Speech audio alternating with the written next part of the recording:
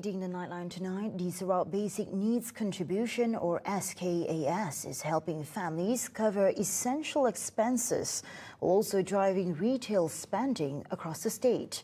Sarawak Premier Dato' Padihi Tan Sri Abang Johari Tunapeng says the aid flows back into the local economy when recipients use it to buy basic goods. Kita ada lebih kurang 2,200 buah pasaraya dan peruncit yang boleh mengendalikan barang-barang yang khas tu, dan sudah tentu dari sudut ekonominya retail business will bring about at least multiplier effect 2.5. In other words, you enhance your domestic economy, and that will enhance the circulation of funds among those parties involved in this economy. Itu adalah satu cara kita sehingga ekonomi membentuk domestic demand. Kita tingkatkan domestic demand. Abang Johari adds that the bigger SKAS allocation, now 640 million ringgit, will help drive economic activity and create more opportunities for local businesses.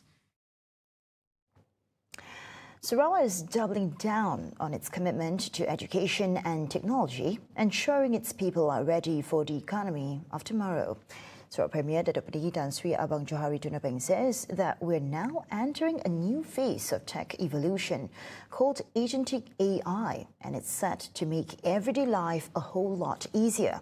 Citing the state's free laptop initiative for students, the Premier explains beyond learning, technology is set to work in managing our daily lives. Abang Johari explained that unlike conventional systems that just react to commands, agentic AI can actually plan, make decisions and carry out tasks more autonomously with minimal human supervision. Maknanya AI itu digunakan untuk semua kegiatan kita, hidup kita, yang disebut sebagai agentic AI. Saya buat itu. AGNTIC, agentic. Maknanya all your sub-service will be calibrated by AI system. Dan kita dapat mungkin saya dah susah lagi AI gunung kita, dan tu boleh digunakan dalam laptop. Jadi nak beri kerajaan laptop yang bukan saja untuk belajar, tapi untuk kita menggunakan teknologi dalam kita menguruskan kaedah dalam rumah. Jadi di kakak sekalian, itulah pendekatan kita, the new economy, use of technology to the maximum.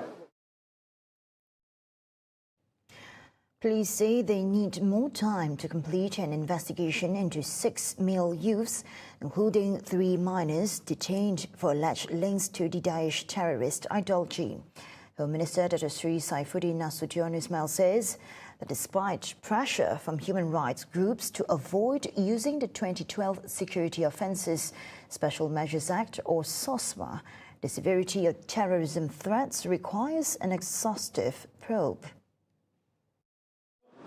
Tentunya tindakan polis itu mengundang beberapa kritikan, terutama daripada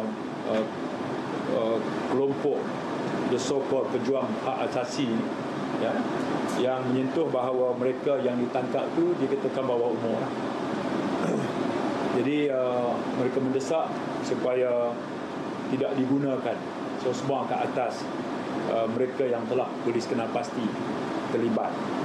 Jadi dalam konteks ancaman keselamatan, terutama yang mengambil pendekatan keganasan, ya, tentunya polis memerlukan tempoh yang lebih panjang untuk melengkapkan siasat, terutama kalau melibatkan gerakan serantau. Saifuddin adds that when cases involve neighbouring nations, authorities must contact foreign counterparts to verify information and conduct accurate profiling. Initial forensic data recovered from the suspect's device reveals they are fully aware of the risks associated with terrorist activities. The arrests follow long-term surveillance by the special branch, monitoring social media and various online encrypted platforms. A senior citizen known as Madam Tan was duped by a fake cleaning service ad on social media, which ultimately led to her phone being hacked and her life savings drained.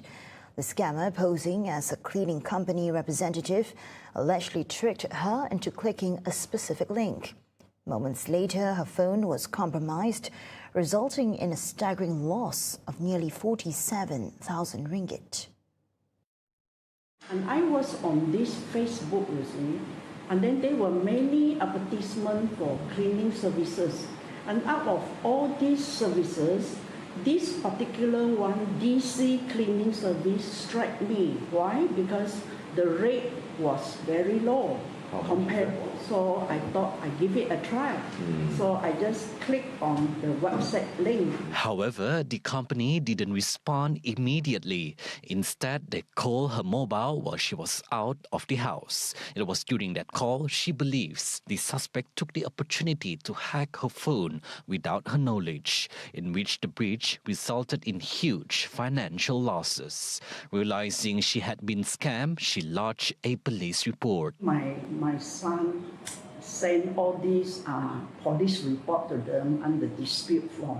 We sent it to all the related bank, affected bank. They declined they did not want to entertain my dispute. They said every procedure was done accordingly in the online system. Her case is still under investigation. She is now warning the public, especially senior citizens, to be extremely cautious of social media ads, suspicious links, and unexpected call from strangers. Early preparations are underway to evacuate Malaysian nationals and students from the Middle East should the regional conflict escalate further. Higher Education Minister Dr. Zamri Abdul Qadir says initial efforts are focused on logistical coordination to pull out citizens from direct crisis zones. Zamri also reaffirmed that the ministry is actively monitoring developments through Malaysian embassies to ensure student safety, with evacuations set to commence immediately upon receiving formal directives from the Ministry of Foreign Affairs. Apapun langkah-langkah itu kita serahkan kepada pihak Kementerian Luar akan keadaan di Timur Tengah ini, dan kalau sekiranya akan ada keperluan ataupun arahan daripada Kementerian Luar untuk kita mengeluarkan pelajar-pelajar kita, termasuk rakyat kita, maka kita akan turut serta. Untuk setakat ini, usaha-usaha awal saya dipahamkan bahawa ialah bagaimana kita nak menyusun untuk mengeluarkan rakyat Malaysia yang berada di kawasan yang berlaku krisis itu.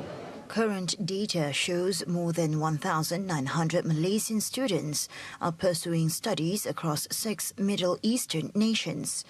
The breakdown includes 1,762 students in Jordan, 136 in Saudi Arabia, 21 in the UAE, 9 in Kuwait, 6 in Iran, and 3 in Qatar.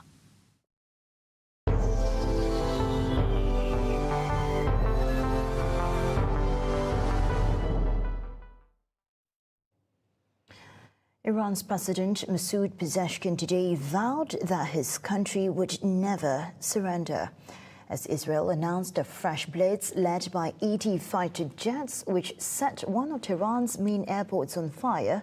Pezeshkian struck a defiant tone in a speech broadcast on state TV, in which he appeared to address US President Donald Trump, who yesterday said only Iran's unconditional surrender could end the war. و اینکه ما بدون قید شرط بخوایم تسلیم بشیم یه چنین خوابی رو اینا باید با خودشون به گور ببرن. Iran also hit back earlier today with air raid alerts and explosion heard above Jerusalem, as well as Gulf cities Dubai, Manama, and near Riyadh. Iran's Revolutionary Guards also said they had targeted the oil tanker Prima in the Gulf as it attempted to cross the narrow Strait of Hormuz, a key choke point for global shipping that Iran has effectively closed. Meanwhile, Pezeshkian issued an apology to his Gulf neighbors, some of which host major U.S. military bases, saying that they would only be targeted if their territories were used as launchpads to attack Iran. Now entering its second week, the war was sparked by joint Israeli and U.S. airstrikes last Saturday that killed Iranian Supreme Leader Ayatollah Ali Khamenei and destroyed military, administrative, and security infrastructure. The conflict has since widened to Lebanon, as well as Cyprus in the EU, Turkey, and Azerbaijan. The IDF have demanded that residents of southern Lebanon evacuate from the region as Israeli forces expand their presence in the Lebanese buffer zone. The IDF has issued similar orders for Beirut as it targets the national capital with relentless strikes. With more on the Israeli cooperation, RT correspondent Charlotte Dubenskich reports from Jerusalem. As you heard, those fresh evacuation orders for the south of Beirut early on Thursday morning, the results of that already. And that comes hot on the heels of evacuation orders for all Lebanese citizens in the south of the country, anybody south of the Litani River. That is around 850 square kilometres worth of territory. They have been told they needed to flee. Again, not being given any specific time before the IDF were going to launch any strikes there. We're talking around 10% of the population. That is hundreds of thousands of people told that if they stay in the south that they are putting themselves in danger. Let's just listen to what the IDF has said about those evacuation orders. Hezbollah attacking, alongside the attacks from Iran, is further evidence that Hezbollah is an extension of Iran. As I said, there are no equations. We will not allow attacks from Lebanese territory, and we will not allow harm to IDF forces. Well, the IDF says this is about defensive action. It needs to create a buffer zone to support its own citizens in the north of its country. But let's be clear, this is a buffer zone that is in the territory of another country, in Lebanon. And that is illegal under international law. Now, we know that ground operations were already there in Lebanon, and now it seems they're expanding that in. And it appears that the IDF now have positioned troops across the border with Lebanon in the north of Israel, in Lebanese territory. Now, we were in the north the other day and we saw huge amounts of operational equipment heading to the north, including D9 Caterpillar bulldozers, which have been used extensively by the IDF to pull down to buildings, to remove them. And we have seen it using that type of capability in Lebanon already. Just to give you a sense of how big this operation is, which the IDF say isn't a full-scale ground invasion, we're talking about 100,000 plus reservists that have been called up to take part in this operation. Now, I said this is about creating a defensive buffer zone. That is the official word here in Israel, and that's something that even the opposition leader is saying is playing out here. We need to ensure that the people of the northern border live in security, and they won't have security if Hezbollah, or even a hint of Hezbollah, remains across the border. If this involves creating a sterile zone, let them create a sterile zone. Well, Hezbollah would also say that its firing of rockets, its launching of drones is also a defensive posture. It has said this is retaliation for the killing of Iran's supreme leader. Hezbollah widely seen as being a proxy of Iran in Lebanon. Now, we know from Hezbollah, it says that its rockets have reached as far down as Tel Aviv. But Hezbollah has decried what Israel is doing as being a criminal action, and it has vowed that it will continue its own defense of the people in Lebanon, and it will continue the fight against Israel. And those were the updates on TVS Nightline. Salam Sarawak, Maju Makmur.